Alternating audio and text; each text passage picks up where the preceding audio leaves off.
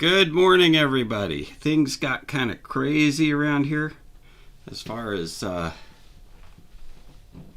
settings, and so I think I'm getting stuff back to the way it ought to be. All right, good morning. Sorry I'm late. I was working on stuff that just got me carried away. I was in the Word and looked up and it says, "Oh my, I got to start." So then I had a whole lot of stuff to do before. Java Mama was first in. Good morning. John, Moni, Leah, Cheryl, Scott, Arizona, Ruth J, Danny Thrive, Tammy, good morning. All right. Well, yeah, thanks. Better late than never.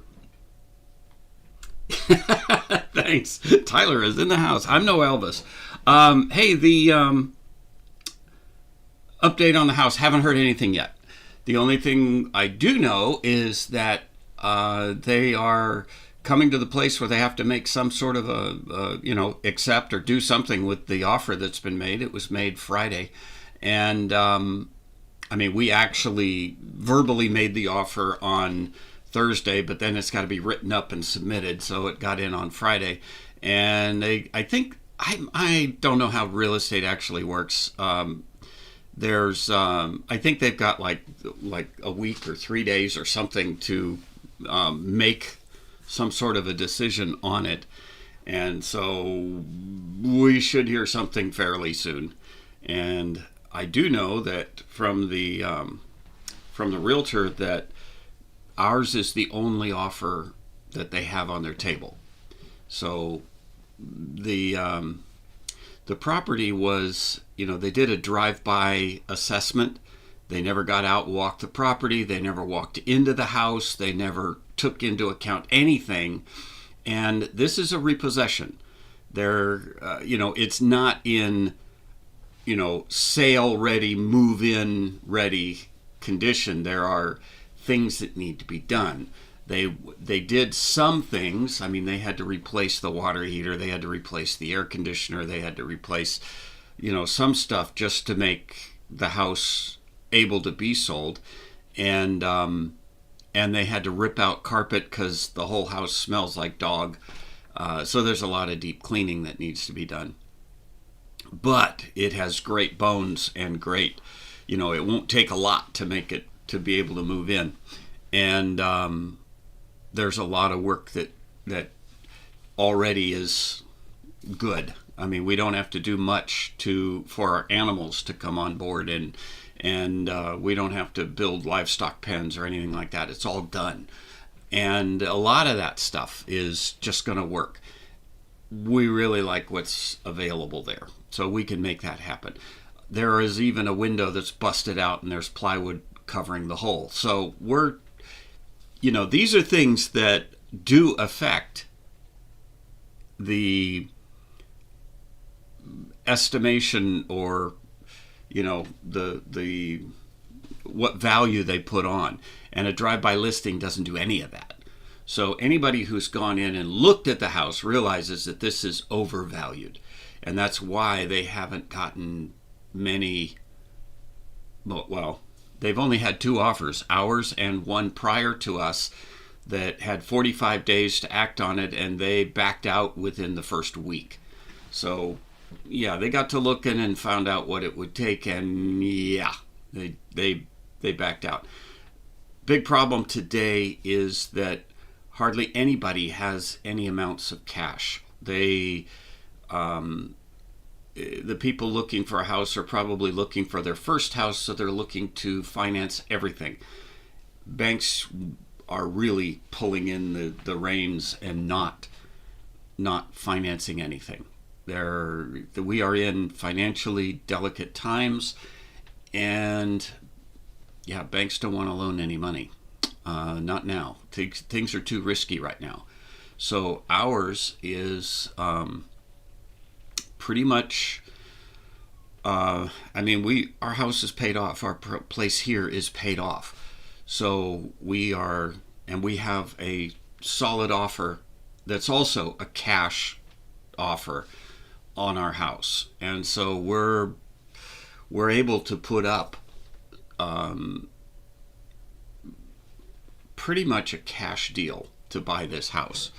And if we need any financing, it'll be very small, just to cover things like moving expenses and things of that sort. But we're not buying the house on a huge mortgage or anything like that. So that's very workable and very different. And there aren't too many people who are in that position that are in the housing market right now. Most people our age are retired in a place that they won't ever leave. So for us to be in the move puts us in a different category. So we'll see what goes. But I think kind of like this bank that's holding this real estate, this is probably the best offer they're going to get. So we'll see. Anyway, we'll give it a try. Give it a look.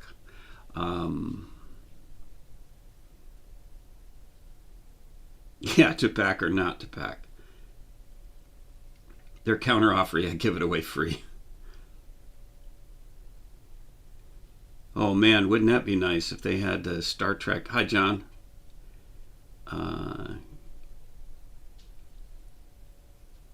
Yeah, I talked to our local, our friend who is a realtor, and she told us, she says, look, value is whatever you want to put on it, because right now nothing is moving, and whatever you can get is what it's worth, because they said right now the market is just about frozen with no, houses just aren't moving, which is going to be in our favor regarding this house. So it looks good.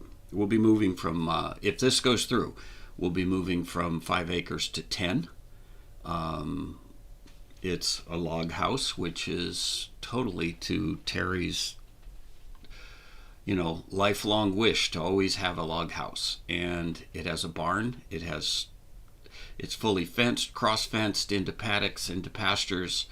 We can rotationally graze everything. It has a pond. There are so many good things about this property for what we're looking for. And, less property tax than we have right here on 5 acres, because we will be moving definitely unincorporated county, deep rural, I call it. So that's what's up. So I appreciate your prayers. Thank you, Java Mama, and everybody else. It does sound wonderful. Well, everything sounds wonderful. So it'll be a lot of work any way you cut it. But it'll be in a better growing area. Down here we're in growing zone 10. You can grow citrus, bananas, and avocados. That's it. Anything else really struggles. Our hay is coastal Bermuda. It's not the best, but that's what grows here. And it's expensive. So everything here is more expensive because we're so far south, and it always has to be brought in. Up there, I can buy hay from neighbors, right on the street up there. There are places with larger acreage, and they hay their fields, and they have, an abundance of hay. I can buy hay directly from my neighbors, and you can look out there and see when they're baling. It's really good looking stuff. So we can do that. We drive an hour and 15 minutes to get a good grade of grain for our livestock, and which would tell you that Tractor Supply isn't the place we buy our stuff, because that's not really high quality. Anyway, everything down here takes longer. You got to drive further, and you got to pay more. So up there, everything will be cheaper, everything will be better quality, life will be better, and we can more than likely live a whole lot more off of our own resources there. So that's what we're looking forward to. Hey, enough of my yakking. Let's get into the Word. We're in Proverbs. We're on the second half of chapter 30. Tomorrow we start chapter 31. Thursday we complete the book of Proverbs. Friday we will be in Everyday Outreach. And Monday we will start new. We'll start in a new turf, new ground. So we will take a look at that. Proverbs chapter 30, beginning in verse 17. We finished yesterday with the things that are never enough. They never are full. They're never done. The grave and death, there's always room for more. And it is appointed unto man once to die, and after this, the judgment. Everyone is going to face that. We all will be separated from this physical realm in our physical bodies. The barren womb, that there's a longing for, when there is a longing for a baby and they cannot conceive, there is such a desire that just never seems to have enough. I have had 2 daughters that one is struggling to conceive, and the other struggled to conceive. However, she now has 3 children. But it's a heartache. It is such a longing, and it never seems to be satisfied until they get a baby. It takes that. And fire, raging fires. They seem to go out of control, and there's such a fight to put them out because they consume and consume and consume, and they never finish. And there's always more to burn. Those are 3 things that never say it's enough. Now we pick up in verse 17. And we're looking today at wisdom that we gain from observations of nature. And Solomon is really good at this. And this is Augur, but these are the Proverbs. He sees these things. The eye that mocketh his father and despiseth to obey his mother. The ravens of the valley shall pick it out, and the young eagles shall eat it. Ugh. That's terrible, isn't it? Picture someone dying in a desert, and their body finally falls, and they're not moving anymore. What happens? Well, pick out your old Western, and you've got the picture of this. Somebody looks up and they see the buzzard circling. They say, uh-oh, somebody's in trouble. And they see those buzzards flying around. And they go to where that's below where those buzzards are, and guess what? They find a cow that's down, or an animal that's died, or some poor person who is either dead or dying of thirst. And the buzzards circle until there is no more movement. And then the buzzards come down and they dance around and they look at that body. Sometimes the body's not moving, but it's not dead yet. And there is one way that the buzzards actually will determine that that person is not mostly dead, they're totally dead. And that's that they will peck at the eyes. It's the first thing that buzzards and eagles will do. By the way, eagles are also they take a lot of carrion, which means they eat dead things. Eagles, we think the bald eagle is so notable. Up in the Northwest, I've come across something dead on the road, and there was a half a dozen bald eagles feasting on it. So they're just about like buzzards. But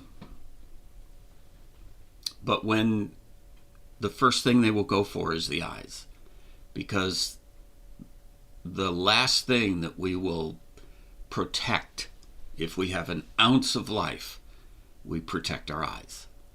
So if they can peck at the eyes and there's no defense, then whatever it is totally dead. So the eye that mocketh his father and despiseth to obey his mother, yeah, sure and certain death awaits. There are 3 things which are too wonderful for me, yea, 4, which I know not. The way of an eagle in the air, the way of a serpent upon a rock, and the way of a ship in the midst of the sea, and the way of a man with a maid. Such is the way of an adulterous woman. She eateth and wipeth her mouth, and saith, I have done no wickedness. For 3 things the earth is disquieted, and for 4 which it cannot bear. For a servant when he reigneth, and a fool when he is filled with meat, and an odious woman when she is married, and a handmaid that is heir to her mistress. There are 4 things which are little upon the earth, but they are exceeding wise. The ants are a people not strong, yet they prepare their meat in the summer. The conies are but a feeble folk, yet make their nest or their houses in the rocks. The locusts have no king, yet they go forth all of them by bands. The spider taketh hold with her hands, and is in kings' palaces. There be 3 things which go well, yea, 4 are comely in going, a lion which is strongest among beasts, and turneth not away for any, a greyhound, and a he-goat also, and a king against whom there is no rising up. If thou hast done foolishly in lifting up thyself, or if thou hast thought evil, lay thy hand upon thy mouth. Surely the churning of milk bringeth forth butter, and the wringing of the nose bringeth forth blood. So the forcing of wrath bringeth forth strife. Don't go picking a fight. Man, there are so many parallels and things that we can gain from here. And you'll notice there are like 3 things of nature, and then a 4th thing that applies to us, to human behavior. And then they will talk about 3 other things which talk about behaviors, and then it comes back to us. So we look at this. We've already talked about the mocking eye. But you know, when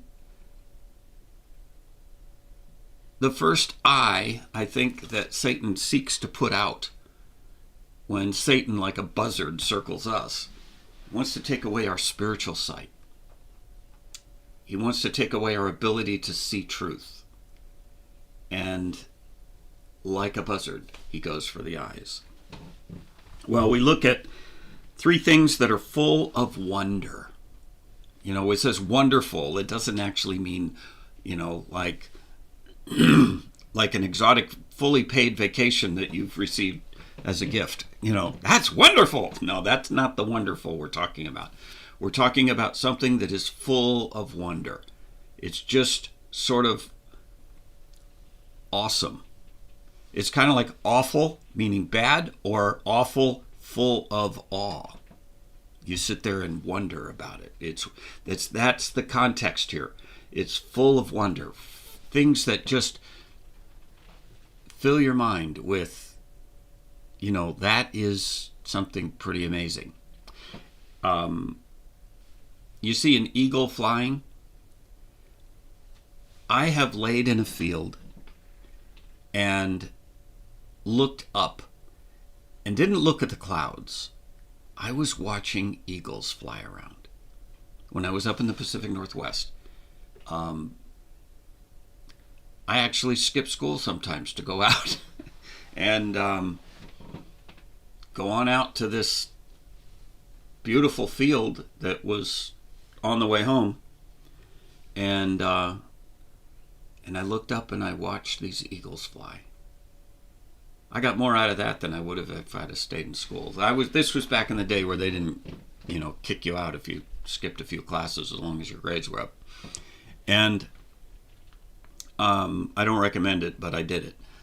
And I would watch these eagles fly, and they would circle. They weren't buzzards, but they did circle still. And they never had to flap their wings. They just rode the currents of the air. And it was beautiful to watch them fly. But they followed the currents that you couldn't see. And you had no idea where they were going to be next or where they were going to go. They left no trail. The same with a serpent on a rock. I have looked at sand where a serpent had gone. And you can see the trail of the snake. You can also identify what kind of snake went by what their trail looks like. But not on the rocks. Rocky places are pretty dangerous to go hiking around, because if there are snakes in there, you won't know. They don't leave tracks. And then a ship at sea. You get a ship at the sea. They don't really track straight unless they're under power. Even if they're under power, they don't track straight, because the currents change the direction of the boat. So the boat may be going this way and then start to drift this way, so they change course and go this way and get back on course and then drift. And they don't leave any tracks either. You can't track a ship at sea. It's difficult. Talk to submariners during World War II. They had a terrible time getting their torpedoes to track ships. They always had to go short range. Even though their torpedoes could be set for long range, nobody ever did it, because it was a waste of an expensive device to try to hit a ship at long range, because you don't know when the ship is going to turn, you don't know what the currents are going to do, and it's needle in a haystack to try to hit something at long range with a torpedo. So they always went short range because you had a better chance, and they missed a lot of times then. Because trying to follow a ship at sea, they change direction. And then we come to the human connection.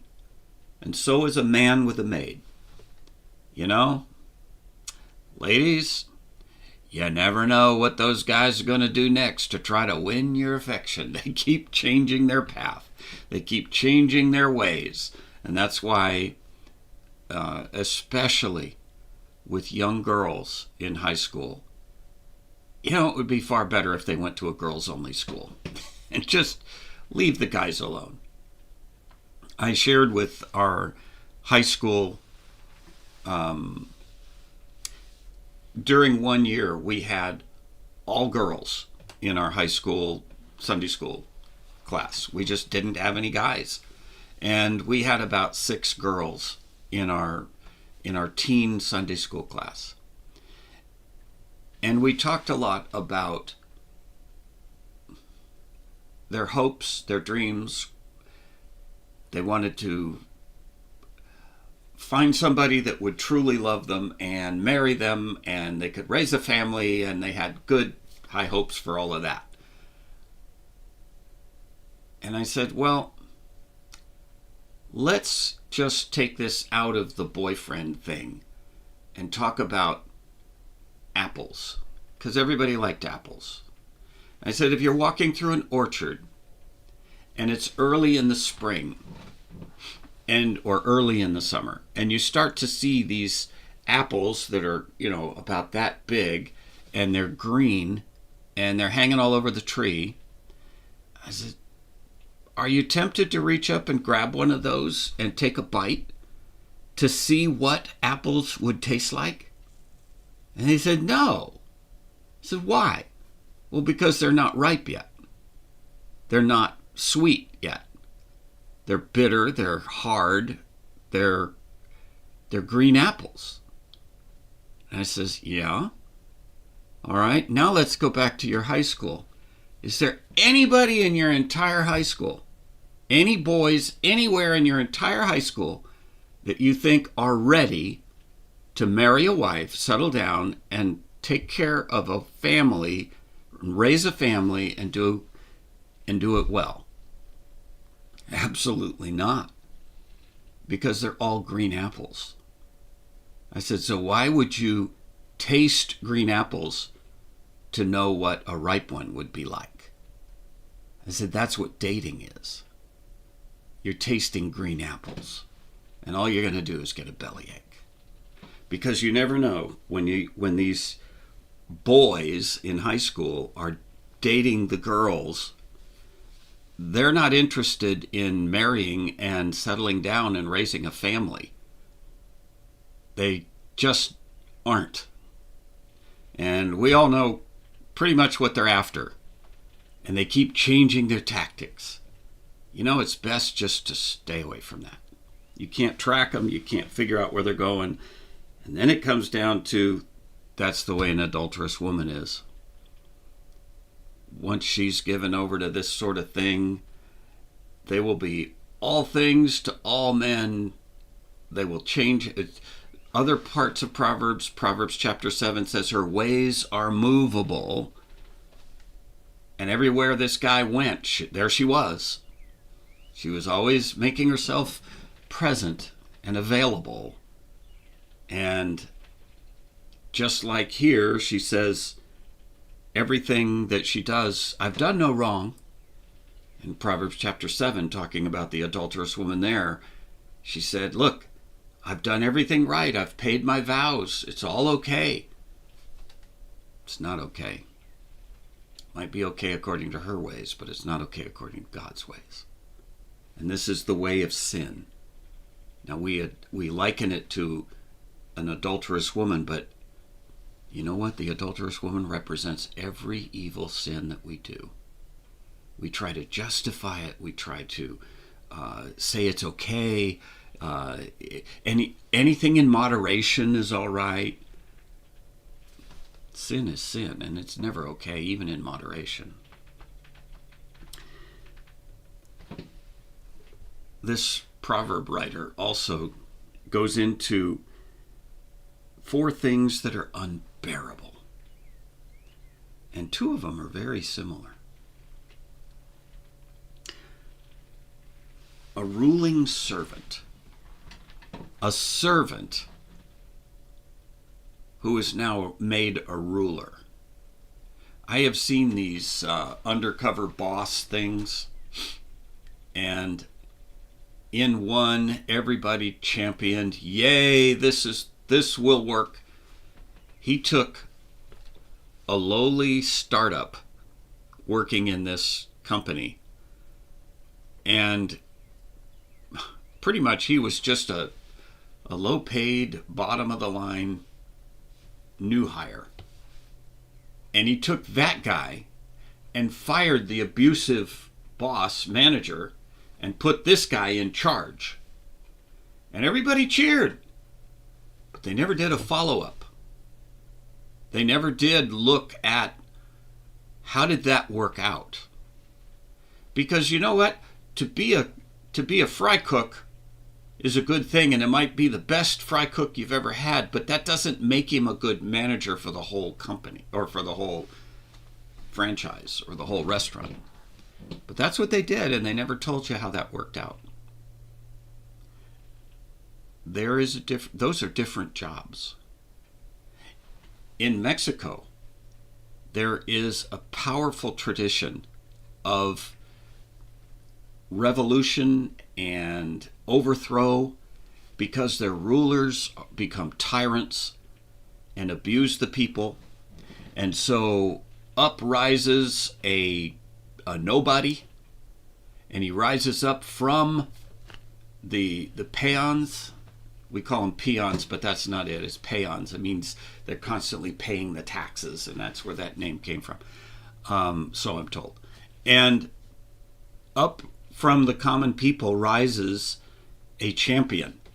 Pancho Villa is exactly one of those. And boy, he rose up with the power of the people, and they all supported him. And when he got into power, he became a tyrant as bad as any that he deposed. It's just this constant rollover. Once these guys get into power, man, now they start being corrupted by it. And haven't we seen the same thing happen in Washington, D.C.? You get somebody who rises up to go make changes, and then they say they got in there and start drinking the water. They became part of the swamp. It's so bad that when a servant becomes a ruler, when they become in that high level of elected office, they need to keep being a servant. They need to stop being a ruler and start being a servant. Second is a fool when he is filled with meat. In other words, when he's got everything he wants, you know what? You give a fool everything they want, they're just now a fat fool. They don't change. And then they don't even have any motivation to work or to be humble. Because now they're insatiable, because now they're no longer hungry. Then a hateful married woman. Ooh, that's a bad. Solomon keeps pointing to this, and now Augur points to this. Evidently, there was a pretty common thing about some pretty hateful, scornful women who were pretty bad wives. And they keep bringing it up in Proverbs as watch out for these. These are bad news. Yeah. There was a great fable, story, lesson. It's an ancient one called The Fisherman's Wife. And she was that kind of a hateful, terrible person that just never satisfied. And then a handmaid elevated above her mistress. She's heir to her mistress. Oh, yeah. Isn't this the same as a ruling servant? The handmaid is supposed to be the servant to her mistress, but she's heir to her mistress. You know, I keep going back to this old storyline where some very rich, a rich earl or duke or something, very, very rich and wealthy person. And at the reading of the will, he ends up leaving all of his worldly goods to the maid. You know, like there was something going on there that people didn't realize or didn't know. You know, there was some hanky-panky going on. Well, that would be pretty similar. That handmaid, that maid, is now made the heir. And that's a bad thing. These are unbearable things that disrupt the world we live in. And isn't it just like these two that tie together when servants become rulers, when handmaids become heirs? Isn't that the same as us or as other believers? In the area of believers, when believers exalt themselves and quit being humble, grateful recipients of God's grace and mercy. When we start thinking more highly of ourselves than we ought to think, we become like these unbearable things. We become troublesome in the world. And so we see Christians who start claiming authorities. You know what? I don't have any authorities. I am the servant of the Most High God. You don't have to fear me, but you better watch out for my boss. We need to remain humble. We need to remain servants. We need to keep that level of piety, call it, humility, smallness. If we're going to be exalted, it's going to have to be exalted by God, because we sure don't deserve it ourselves, do we? I'm still a sinner saved by the grace of God. I have no claim to authority in this world that we're in. 3 or 4 things, and we'll close with this. It says they're little, but they're wise. And he says the ants, because they prepare. Nobody gives them marching orders, but they prepare. They know that when the food abounds, you better store it away because the winter's going to come. The conies, they're just little, you could call them chipmunks or anything else. They live among the rocks. They're not easy to catch. They're feeble. They're little. You would think they would be easy pickings, but they're not, because they hide in the rocks. They live among the rocks. They're secure. The locust, because they're unified. They all go out in bands together. Who organizes the locust to do that?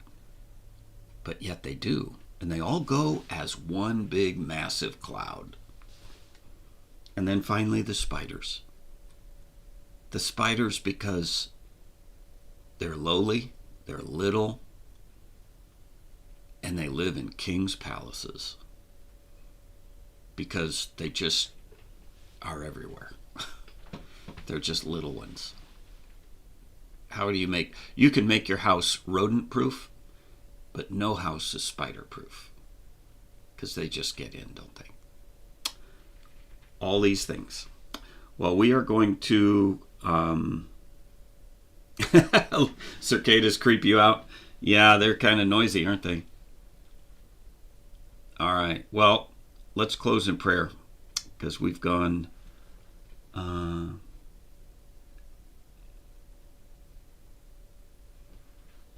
Yeah. You got it, Scott. Yeah, both of us are vets. Enlisted man can do his job, but they're not cut for leadership, not cut for being... There are great soldiers who are not great leaders. And there are soldiers who show themselves to be good leaders, and they get battlefield commissions sometimes. But just because somebody's a good soldier does not make them a good leader. So, all right. Yeah, I'm going to miss Proverbs too, but we've still got 2 more days of it. And we'll look in chapter 31 starting tomorrow. Okay, let's close in prayer, because we've got a lot of blessings here, don't we? Father, we thank you for the wisdom that you share to us, for those of us who will look further than just first blush reading. The more we contemplate and meditate upon your word, the more wisdom it shows us and guides our steps. Help us, Lord, to remain humble, to remain servants, to keep our place, and to magnify you to everyone we meet. Lord, help us to push away pride and arrogance and self-will. And Father, we will praise you forever as we just so gratefully live at your feet and at the source of all blessing. In Jesus' sweet name we pray. Amen. God bless you all, and I'll see you again tomorrow.